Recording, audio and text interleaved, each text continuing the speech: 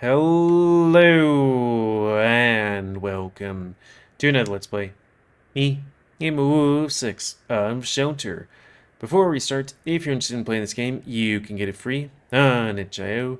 But if you want to support the people that make this game and or get the news version earlier, then you can go to their Patreon, which is $5 a month.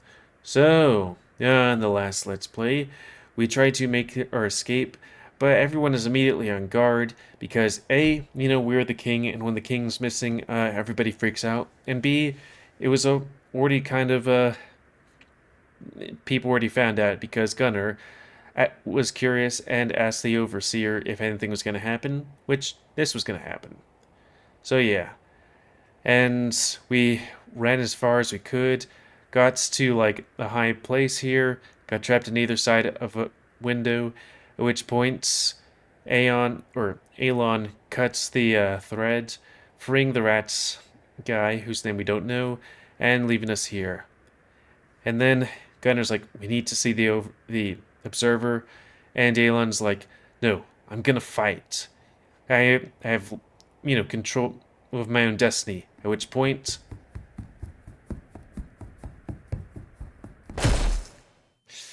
ouch. He got punted. So we're gonna reset our face. And sorry if this is short, I don't know how long these scenes be. But hopes and dreams get hit with a hard reality. He sent me flying over the marble floor, and I was skidding a long distance over the smooth surface before finally slowing down in the middle of the hall. I couldn't catch my breath. I learned of pain I had never felt before. I clung to my chest, unable to do anything but wheeze. I didn't want to hurt you. You asked for it. I don't want him to hurt you either, but you seem so bent on forcing his hand. Don't you understand? Last time, he met you merely to talk. Now, you have no choice but to punish you if you keep acting like this. He can make you live through a thousand deaths, constant, ceaseless weeks of suffering for both the body and the mind, with every millionth of a second as fresh as the first. He won't just break you, he can pulverize your mind, and then do it from fresh again, and again, and again, and again, and again, and again, until you inevitably comply.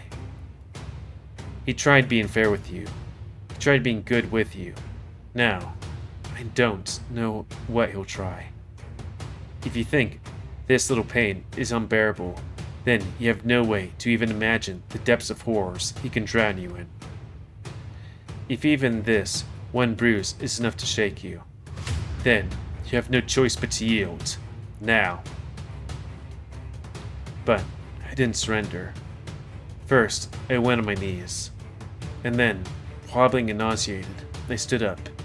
And even through that impact and pain, the dagger never left my grasp. I took a few shallow breaths, each hurting with all those different, unfamiliar ways. So, I chose the moment when I was the most distracted from it to start running again. I kept my eyes on both the sword and his leg, ready to avoid any of them the moment he moved. The instant I saw movement of his foot, I jumped to the side and ducked, trying to avoid a strike. I was like, he's probably going to try his arms. But, in a blur, his tail suddenly cut me off my feet. The moment my face hit the floor, he grabbed me by the leg and tossed me up, before clasping his steel-like fingers on my neck, choking me. Is this what you wanted? Is it? I'm not doing any of this out of cruelty or selfishness. If only you knew how much there is at stake. It's not just about us or our kingdom. If left unchecked, the world itself will burst within our lifetime, and everyone I know will perish forever. You may not agree with the Observer's methods, the wars, the seemingly endless conquest, but he is the only one with a solution, and we're all part of it. Come with me. Beg for his forgiveness. Submit to him. and he will tell you everything. You will understand. You, Moon, and I. We can be in unity of the same purpose once again. He loosened his grip. With the first gasp of air, I gathered enough focus in my arm. We need to put the music a bit higher. It seems a bit quieter. There we go. I gathered enough focus in my arm and eyes to swing the dagger at his hand. With an irritated grunt, he let go of my neck and pulled his hand away before I could sink the blade. With a quick turn of his heel, he hit me with his tail once again, and then grabbed me by my leg, swung me by the wide arc, and then tossed me across the hall. At that angle, the hits against the floor didn't hurt as much as the previous one. However, I kept sliding over the smooth floor with so much more momentum than that before I could realize it. With my back, and then with my side of my head, both hit against the wall with bone-shattering impact. I couldn't see. I couldn't feel. For a moment, I nearly lost consciousness. And once my senses returned, they fled me with pulsating pain I hadn't known possible. I vomited, and then I cried out in agony, over and over, lying on the cold marble. I never wanted this. All of this. This isn't mine. It was Doomoon's mission to bring you back. He didn't even tell me why we were hunting those innocent people. But I didn't need to know at the time. I would do anything he asked for me. Whatever I did for him. Now that he's gone, I'll serve in his place.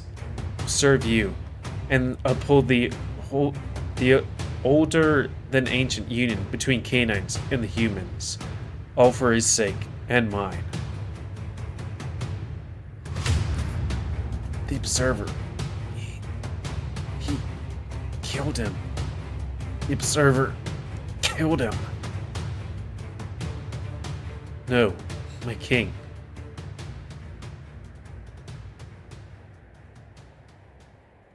It wasn't the Observer. I killed him. I killed Doomoon with these two blood-stained hands.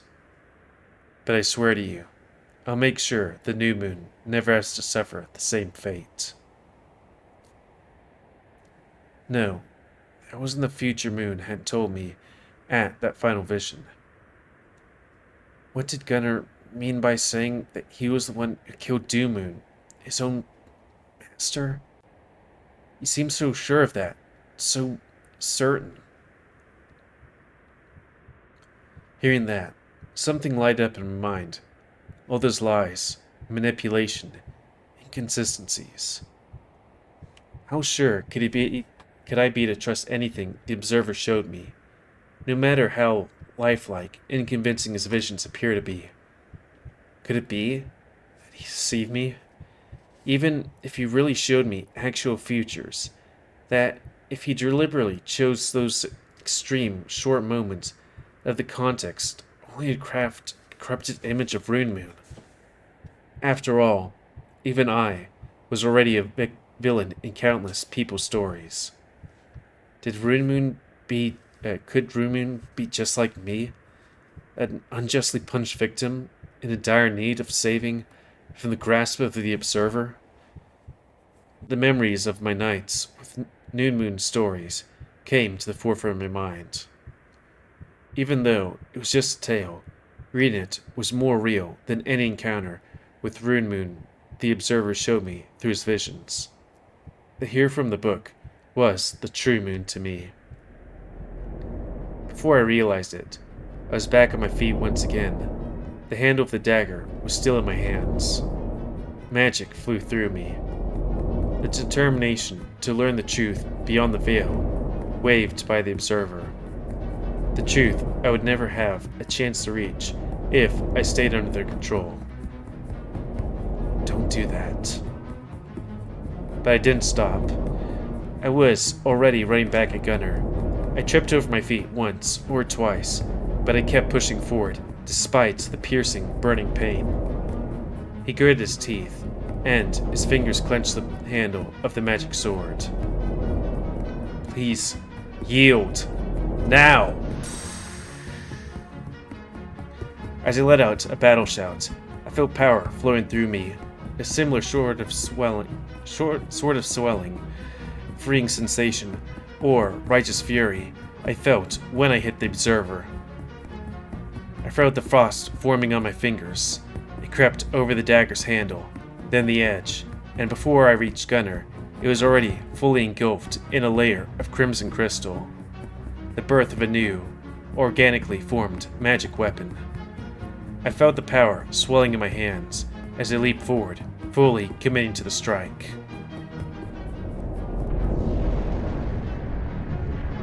But, once again, I didn't reach him. Raising the Moonlight's Oath against the light of the moon, Gunnar summoned a shockwave of magic that stopped me in my tracks and took my breath away. Only the magic, red crystal dagger in my hands could split moonlight, but not enough to challenge the sheer scope of the sword's might. With a snarl and a wide swing of his armored leg, Gunnar kicked me up into the air. Then, swinging the sword, he hit me with ranged wave of energy that hurt like a strike of a whip, sending me further up. Then, another strike of power licked and burnt against my body, and another, until a barrage of whips overwhelmed me with the pain over every inch of my skin. Bruises everywhere, and gruesome realization that if he suffered a lapse of control even for a single swing, he wouldn't just end with just bruises or fractures. I would be split in half. I fell. But right before I could hit the floor, Gunnar mercilessly swung the blunt end of the beautiful weapon right at me, brutally tossing me at the stained glass windows. Even the reinforced glass began to crack into chaotic webs, shaken by the moonlight's lingering magic.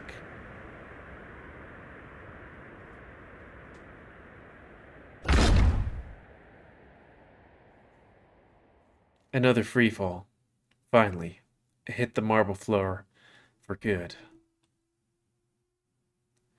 I had no strength left in me, all fire mercilessly quenched by force.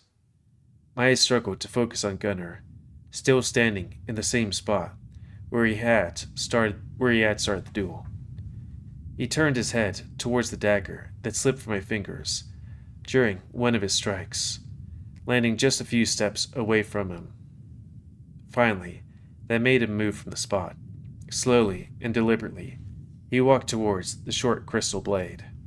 He carefully picked it up, staring at it with reverence.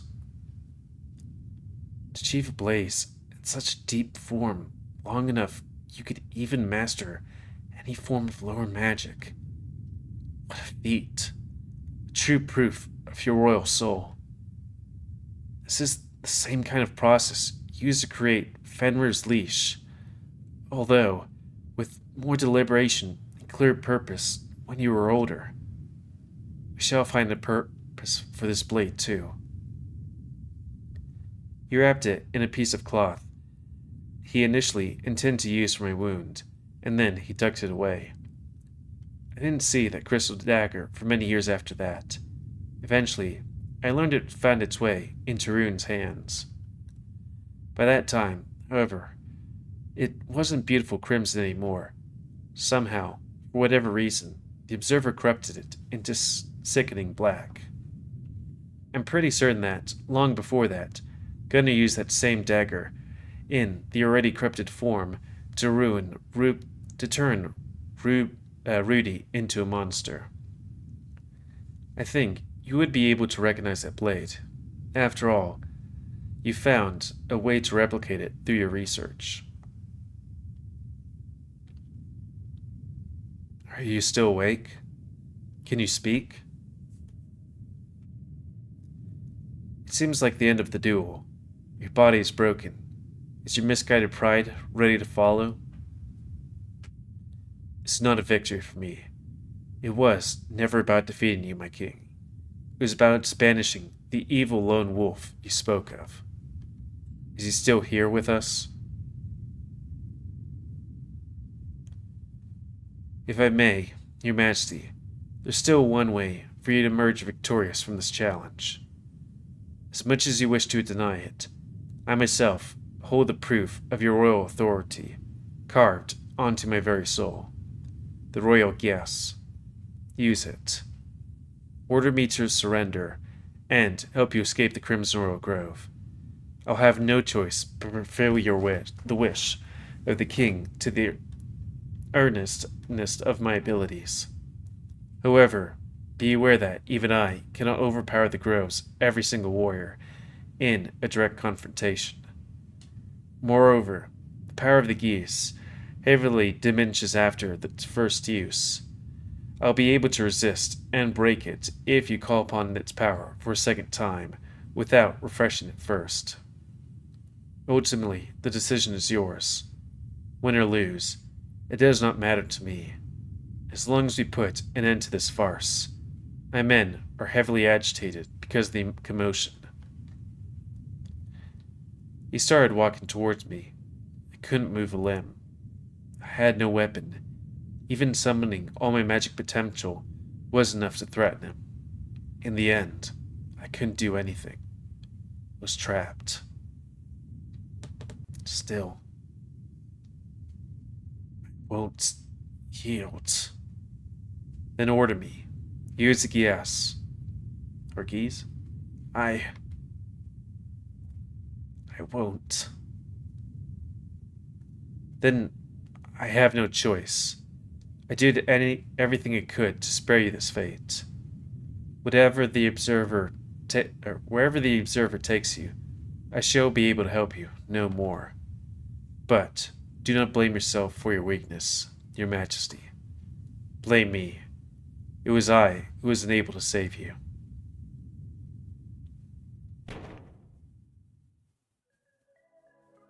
I am not Your Majesty. Not your king. I am a lone wolf, master of my own fate. And I would rather live through 1,000 deaths than go back on my word.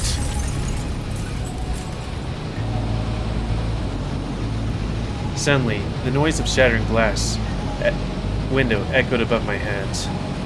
Before shards of colored glass could even touch the floor, a few black marbles shattered by Gunner's feet, engulfing him in all different types of dust and smoke. I stared mesmerized as big chunks of glass falling onto the marble, crackling with multicolored zaps of released energy. It was then that I finally realized that the whole stained glass picture was made of mana crystals. Hopes and dreams of all those people on display, just like my robes. Rodent arts.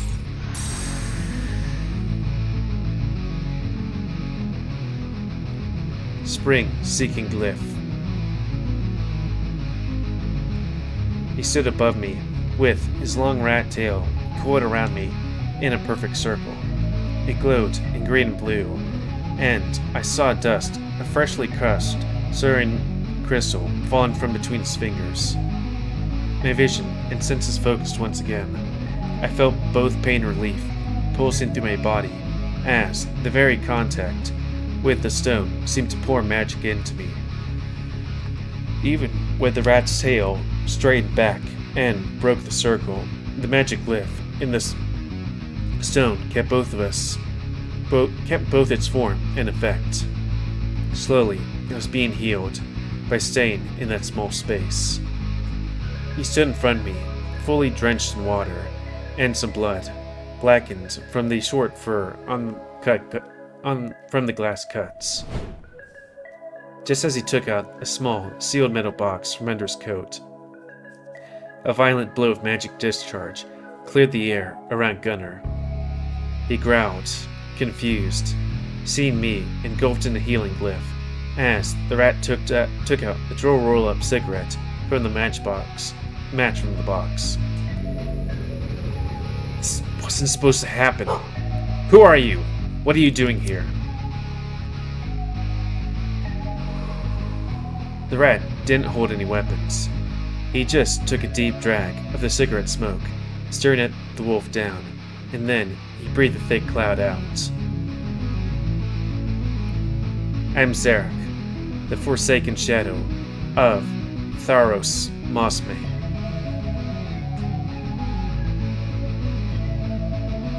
I wish to kidnap your king.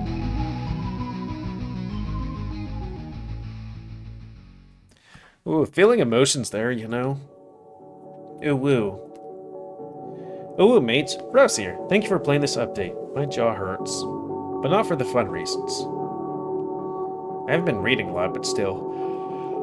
I don't know why that happens sometimes. Anyways, well, that was a nice chunky double update. Ooh woo. I covered a bunch of stuff in both story and in the coding front. It's literally my biggest new build so far. Planned to be a bit shorter, but in the end, I really wanted to reach a good, uplifting moment to the story as a cutoff point to not leave you so sad. It'd be great if I managed to get Aelon to finish his bath time. Yeah. Don't vape, kids. Hangout story for the next build. Let's see, to get us back to the present time, we'll see how it goes. I think, oh, am I up there? No, I'm like GamerWolfSix. Okay. Character who isn't canine, or a wolf, or a human is pretty exciting because we've always known there's a lot we still haven't seen of the world of Shelter. Oh, there we go, GamerWolfSix. Zarek is pretty jaded and bitter boy, but at least he proves some degree of new insight on setting for those people, a person with different magic, folklore, and sensibilities. I don't think we'll be able to spend enough time with him to dive much deeper, ooh, I wonder what that is, into the rodent people just yet, but at the very least, I hope the impact of Aelon will be clear. I always knew what Aelon's story was, but damn, the ironic element of suffering from a life too perfect got completely overshadowed by the genuine tragedy.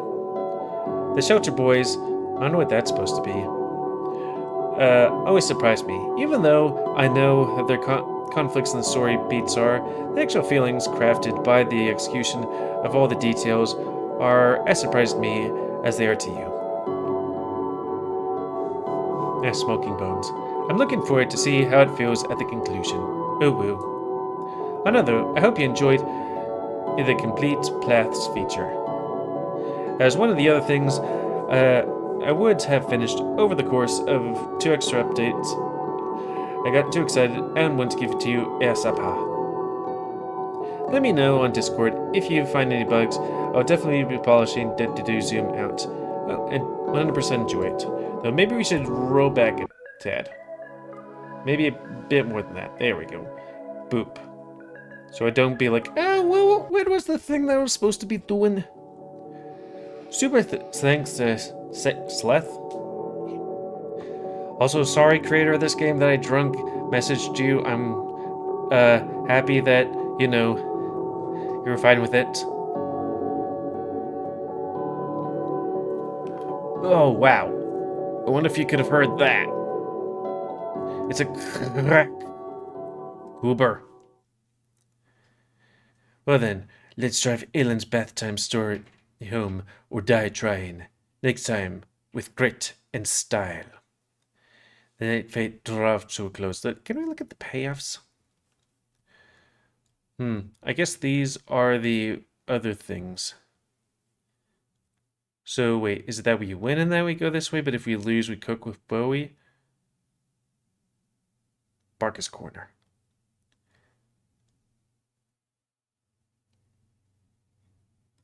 Oh yeah, it's pink! But we can't swallow? Oh, sad. Oh god. It's kind of like zooming out on an ArcGIS kind of thing.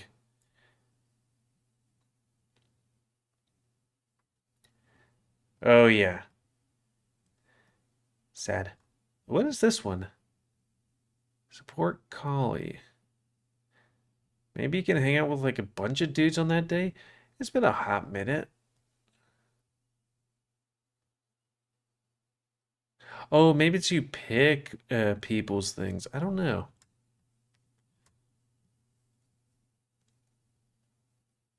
Huh. So that's the thing. That has a lot, but what's over here? Mm, do. Oh, I wonder if it's hidden or something. Or maybe this is like Aeon's route or something. I don't know. What's up with this stuff? You know, I don't know. A whole bunch of things. Bork. Bork. Ooh. Hmm. Pattern selection unlocked.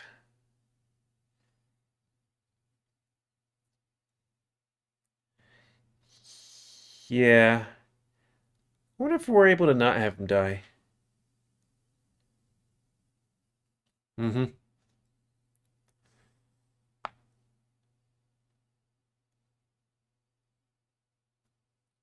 It's been a while since I've like gone through all these things to do all the things.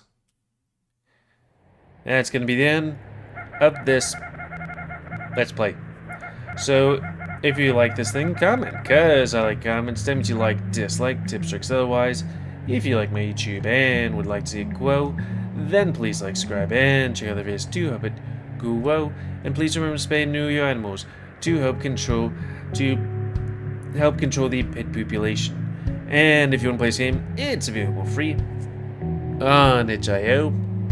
But if you want to be like me and play it when no one else is able to, except, you know, everyone that gives them $5 a month, then you can go to the Patreon and give them $5 a month. Or I don't know, you could not and wait. Like some kind of pleb or something. Yeah, I don't know. I'm just being silly.